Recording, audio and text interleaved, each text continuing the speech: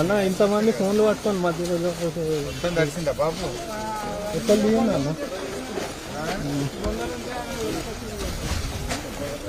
మొత్తం మధ్యలో నీళ్ళ గుంతల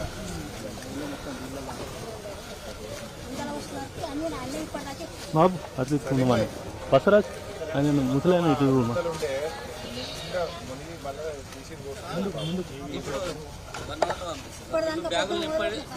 జరిగా సంచులు నింపితే ఇట్లే పచ్చి తీసుకుపోతా అంటుంది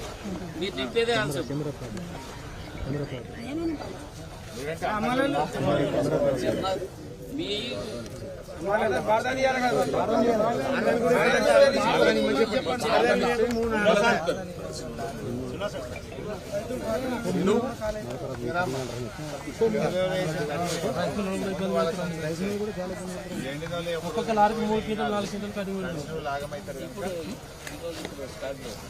రాము మండలంలో ఉండని రైతులు ఉండని ఈడ మనమే ఉంటే కదా రైతులు ఉన్నారు కదా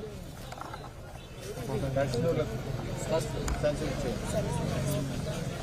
మీకు ఇస్తారు సంచులు తొందరగా దర్శనం వాళ్ళందరూ నింపారు సార్ దండం పెడితే అవి కటింగ్ అయితే చేయమని చెప్పండి సార్ మళ్ళీ ఇప్పుడు ఒక్కొక్క కిలో 2 కిలోలు 3 కిలోలు ఇప్పుడు మీరు పోయినాక ఆ సారే మేము కూడా మళ్ళీ ఇబ్బంది పెడతారు మీరు చెప్తేనే కట్టాను బట్టి మీరు చెప్తే ఇప్పుడు ఎప్పుడు ఒకటో కొట్టుడు ఒకటే తక్కువ అది అట్లా చేస్తే మళ్ళీ ఒక కొడతాడు హరీశ్రావు అంటారు తింటాడు హరీశ్రావు అంటారు అదో బదనం తిట్టేటట్లేదు కొట్టేటట్లేదు ఎత్తుకుంటాడట్లేదు ఇప్పుడు ఎంతసేపు మా రైతుల మందరం ఏమి ఇబ్బంది పడుతున్నామంటే మా ఆయనాన్ని ధాన్యం మా ఆయనాన్ని అని చెప్తున్నాం మీ దయ వలన కొంచెం మాకు సీసీ చేయించి మంచిగా చేయించి కొంచెం షెడ్లా ఏర్పాటు చేయింది కొంచెం మాకు ఎందుకంటే సార్ ఈ ఇబ్బంది జర కొంచెం మీరే చూడాలి మాకు ఎవరు చూడలేదు పెద్దలు మీరే దయచేసి మీరే చూడాలి ఈ పనులన్నీ మీరే చేయించారు ఇవి కూడా మీరే చేయించారు సార్ పట్టించుకుంటూ లేరు సార్ చిన్న కోటను పట్టించుకునే లేరు మీరే సార్ చెప్పిన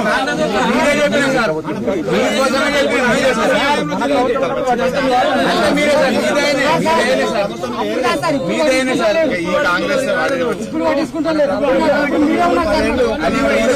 మీ సర్వతో అయితే సార్ లేకుండా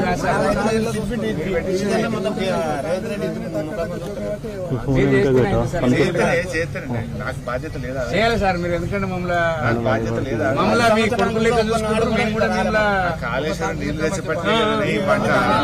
లేదా ఈ యాసంగి ఇంత పంట ఎక్కడిదే కాళేశ్వరం నీళ్ళు లేకపోతే లేదు సార్ నీకు మంచిగా కేసీఆర్ బరకతున్న పంట వచ్చింది గోదావరి నీళ్లకు పంట కూడా బలువు వచ్చింది బరకతున్నది ఈ దరిద్రం ఏంటంటే వీడు కొంటలేదు ఇప్పుడు పంట వండించుడు అల్కగైంది ఇప్పుడు అమ్ముకున్నాడు కష్టమైంది ఎందుకంటే పండించుడు కష్టం ఉండు బోర్లేసుడు మోటార్ అది చేసుకున్నావురా అంటే పండించుడు అల్కగైంది అమ్ముకున్నాడు కష్టమైంది 6 నెలలు కష్టపడి పండించుకుంటే ఈయన కొనడానికి ఇబ్బంది చేస్తుంది సార్ ఈ సన్ఫ్లవర్ అట్లా చేస్తుండ్రు ఇది అట్లా చేస్తుండ్రు సార్ ఏదైనా మీరే చూస్తారో లేదా రోజు దాన్ని అంటున్నా చేస్తున్నాం సార్ చూస్తున్నాం టీవీలలో రోజు ఫోన్లలో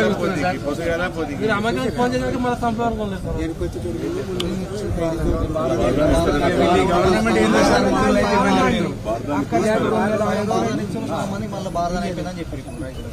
అది బారదాని గురించి అంటే దాన్ని మన ఐకేపులకు ప్రాబ్లం వాళ్ళ అది వాళ్ళ గురించి కానీ ఈ ధాన్యం పోవాలి మనం వెంబడెంబడి పోవాలి నానిందైనా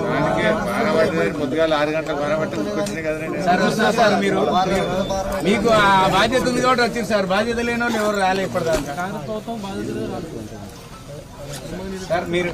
ఉన్నారు కాబట్టి బాధ్యత తీసుకోవాలి మా పబ్లిక్ అని మీరు వచ్చింది సార్ మా మనసు చేస్తా నాకు 7 రూట్లు పోవాలి ఫస్ట్ మనవుడికే వచ్చిన నేను ఎంఆర్ఓను ఆయన ఏపీఎం ఇద్దరిని ఏపీఎం నేనే ఉండమని సార్ ఉంటాడు ఆయన ఎప్పుడు ఉంటుంది తడిసిన వాళ్ళకి మొదలు సంచులు ఇస్తాడు తడిసిన వాళ్ళు నింపుంది తడిచినట్టు ట్రాక్టర్ల మీద ఎక్కిస్తే దించుపిస్తాం ఇక ముందైతే వీళ్ళని బయట పడేస్తే మళ్ళీ పొద్దుటి వరకు మొలకలేదు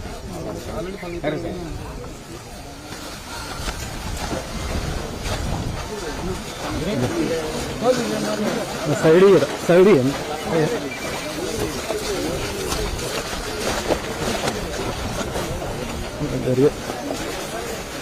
ఎక్కడ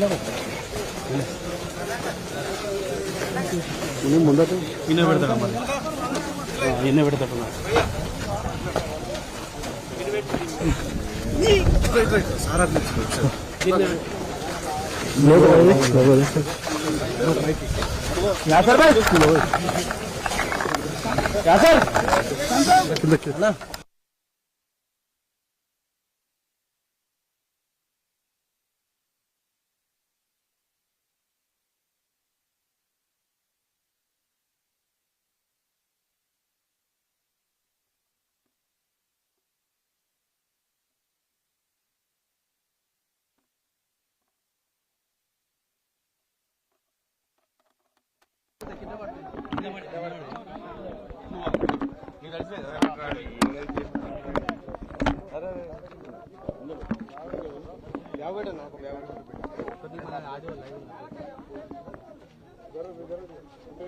మీకేం పని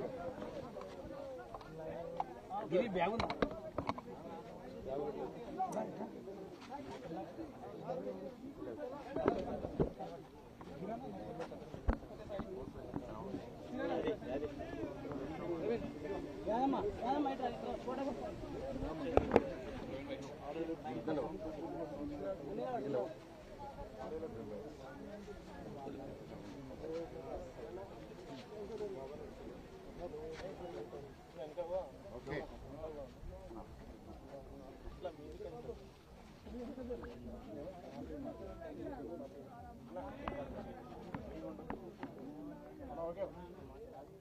అధికారంలో ఉన్న